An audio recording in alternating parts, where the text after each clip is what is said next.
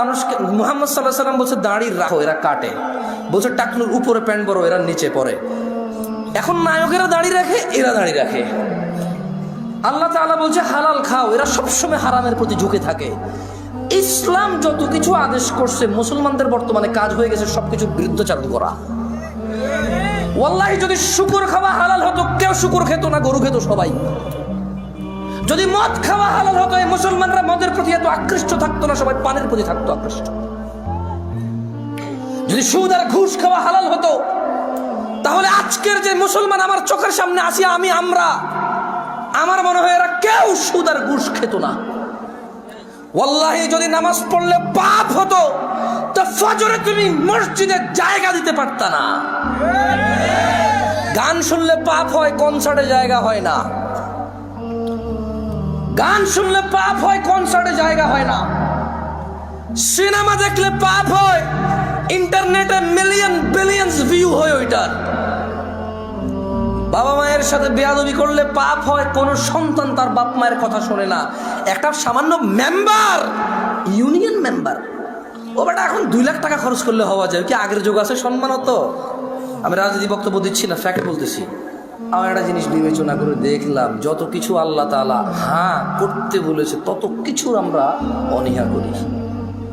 উনি বলেছে বিয়ে করো 2টা 3টা 4টা পছন্দ মতো তৌফিক অনুযায়ী। আমরা প্রেম করি 2টা 3টা 4টা সিম দিয়ে। আপনি দেখেন, উনি বলছে বিয়ে করো 2টা 3টা 4টা, আমরা করি প্রেম 2টা 3টা 4টা। উনি বলেছে, মুহাম্মদ সাল্লাল্লাহু আলাইহি ওয়াসাল্লাম বলছে তোমরা বেশি বেশি বাচ্চা কাচ্চা নাও, তাহলে আমার উম্মত ভারী হবে, কিয়ামত আমি বিশাল এক জনসমুদ্র নিয়ে ইনশাআল্লাহ জান্নাতে প্রবেশ করব। আমরা বলি একটা যথেষ্ট। কয়টা যথেষ্ট? একটা যথেষ্ট। উনি বলেছে বিয়ে করো রিজিক বাড়বে, আমরা বলি আগে চাকরি বাকরি এস্টাবলিশ হয় তারপরে বিয়ে। এভরিথিং উল্টা। উনি বলেছে মেয়েরা মোহর পাবে, আমরা নেই যৌতুক। তুমি দেখছো? একটু চিন্তা করে দেখো না। উনি বলছে দাড়ি রাখো, আমরা কাটি। উনি বলছে নখ কাটো, আমরা নখ এত লম্বা রাখি।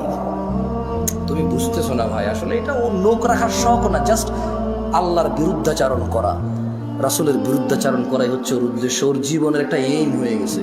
এই যে এখানে দাড়ি কাটা মানুষগুলো বসে আছে, ওর যদি বলা হয় এই দাড়ি যদি তুই না কাটিস ভাই তোর কি লস, একটা লস দেখাইতে পারবে না। কয়টা লস দেখাইতে পারবে না? একটা সিঙ্গেল লস দেখাইতে পারবে না। ওরা যদি সাইন্টিফিকলি ডাক্তার, আমি তো ডাক্তার না, তবে এখন সাইন্টিফিকলি ডাক্তাররা যে দাড়ি কাটার কতগুলা ক্ষতি, আমি একটা আর্টিকেল পড়তেছিলাম, 17টা ক্ষতি আছে দাড়ি কাটার।